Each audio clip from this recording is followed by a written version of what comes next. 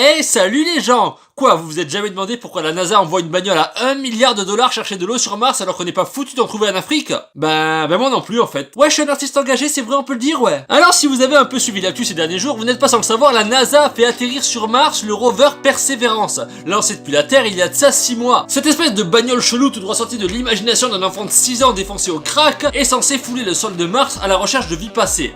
En gros. Et on va pas se mentir, toute cette histoire a été, comment dire, plutôt décevante, hein, voilà, on peut le dire. C'est-à-dire que le coût du programme Perseverance est quand même de 2,5 milliards de dollars. Ah, je te cache pas que pour ce prix-là, on s'attendait quand même à un truc un peu badass, un truc qui fait rêver, bordel de merde. Au lieu de ça, ben non, pas vraiment. On a eu un truc un peu tout pété du style...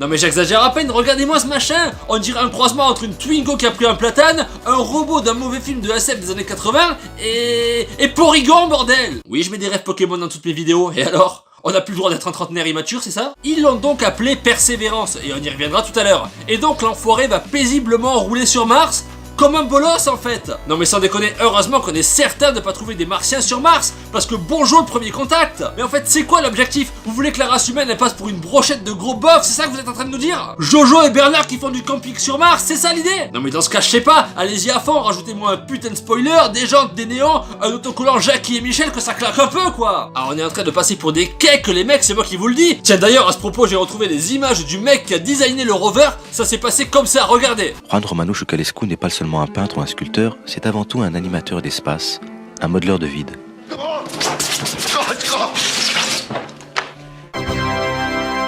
Bon le look encore ok, pourquoi pas, c'est n'importe quoi mais admettons. Mais alors niveau performance, ah là je peux te dire qu'à la NASA ils se sont pas foutus de notre gueule. Sa vitesse maximale est d'environ, accrochez-vous, 150 à l'heure. 150 mètres par heure, pas kilomètres, voilà, mètres. Alors au cas où vous vous le demandez, oui, c'est de la merde, puisque ça fait une vitesse max de 0,15 km par heure. Non mais c'est pas possible, ça c'est la vitesse d'une grand-mère cul-de-jatte décédée. Ils ont oublié le moteur ou quoi? Même un jouet pour enfants ça trace 100 fois plus vite. Alors pour le coup on comprend mieux le nom de ce merdier, Persévérance. Et en effet il va en falloir de la persévérance, vu que cette crotte sur roue peut faire à peine 3 km en 24 heures. Donc autant te dire que c'est pas demain qu'on en saura plus sur Mars. Non mais je suis désolé mais ça m'obsède, parce qu'à la base on envoie cette espèce de caddie Lidl motorisé gambader dans le but de trouver de la vie. Mais tu vas trouver quoi avec cette vitesse de chiotte, Narvalo? Mais la moindre belette de l'espace elle te fume. Ah tu restes sur le carreau direct même si c'est Vin Diesel au volant. Ah attendez, on me dit qu'il n'y a pas de belette sur Mars et ni de volant dans le rover.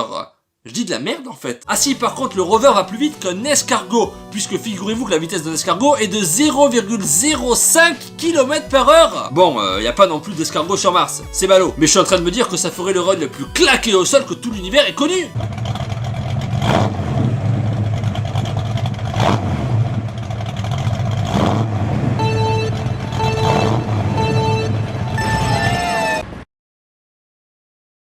C'est de la merde. Quoi?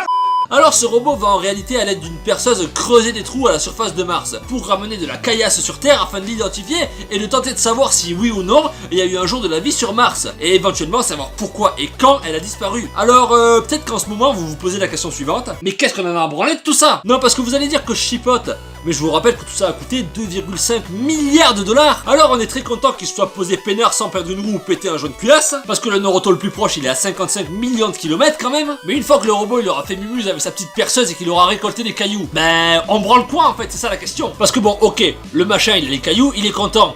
Mais oh, les cailloux, ils sont sur Mars les gars. Et le rover il va pas remplir tout seul hein. Donc il va falloir attendre qu'un Gugus aille sur Mars récupérer la caillasse. Ou alors qu'on fabrique un robot capable de récupérer le robot qui s'est pété le huc à ramasser des cailloux. Et bordel, mais on dirait que personne réfléchit à ça à la NASA. Ça veut dire que ça va coûter 3 milliards de dollars en plus pour rapatrier du gravier à la con. Ah bah ça va faire cher le caillou, c'est moi qui te le dis. Alors bon, c'est vrai, je critique un peu, mais bon, allez, on va pas se mentir, c'est vrai que c'est quand même un exploit technologique d'arriver à balancer un truc dans l'espace et que 6 mois après, il atterrit sur un seul morceau, exactement là où on avait calculé. Non mais en plus c'est cool, on a besoin de rêver les mecs, regarde, tout le monde est en train de crever, Zemmour va se présenter à la présidentielle, dans 5-6 ans c'est la fin de l'espèce humaine. Voilà, on a besoin de rêver, de voir des paysages magnifiques, des photos sublimes de terres encore inexplorées, perdues dans l'infinité du cosmos, de là... Qu'est-ce que c'est que cette merde? Attends. T'es en train de me dire que le truc à 3000 milliards de dollars, Il le équipait d'un appareil photo digne d'un portable Nokia des années 2000. Mais sans déconner, c'est une vaste blague. J'essaye de trouver du positif et il y a tout qui est foiré sur ce truc. Ah non, attendez, je suis mauvaise langue. Il y a en fait une autre caméra qui permet de photographier cette fois en couleur et en haute résolution. Accrochez-vous, ça va certainement valoir le coup. Ah là là, j'espère vraiment que cette fois la photo elle est cool, qu'elle est bien cadrée et que... Moi.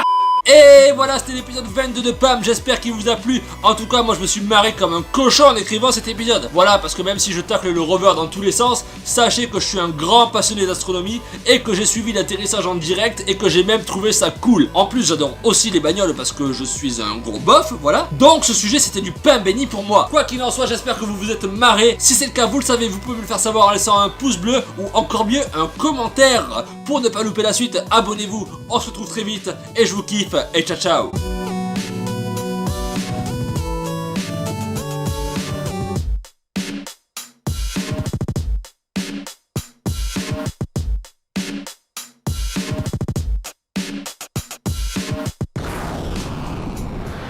Et maintenant, je vais manger la planète Mars en faisant du tâchement, bande de bâtards. Pourquoi je vous insulte ?